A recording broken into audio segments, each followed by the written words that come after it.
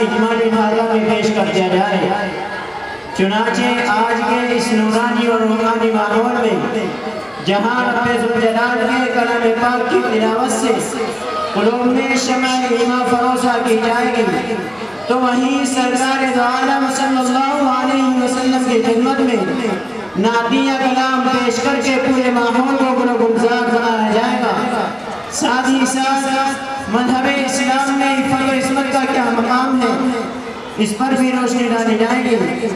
مزید برآں اپنی نوعیت کا منفرد اور انوکھا پروگرام بزم حاجہ کی آن بان شان اور پہچان، جس نے اپنی شناخت اور مقبول قرآن لمبا سفر بہت کم عرصے میں طے کیا ہے، یعنی آواز کا سفر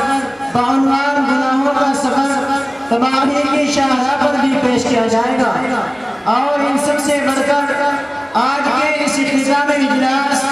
و دستار بندی حفاظ کرام کے مہمان خصوصی مدیر راہنما دارالعلوم دیوبند حضرت اقدس مولانا محمد سلمان صاحب دامت برکاتہ العالیہ، استاد حدیث و فقہ دارالعلوم دیوبند و خلیفہ مجاز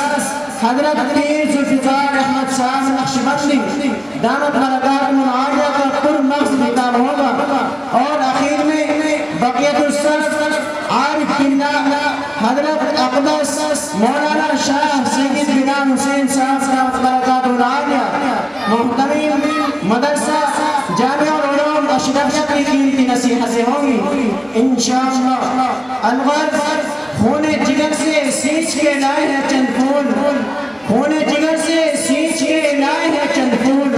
اب دیکھنا ہے اہل نظر کی نگاہ کو۔ اس لیے ہم اپنے مخلص احباب بزم سے بسد احترام درخواست کرتے ہیں کہ آخر تک رونق بزم بنے رہے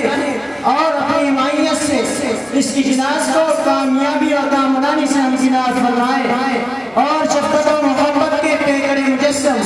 حضرات علماء کرام کے بیانات سے مستفید ہو، نیز شریک بزم رہ کر ہم اراکین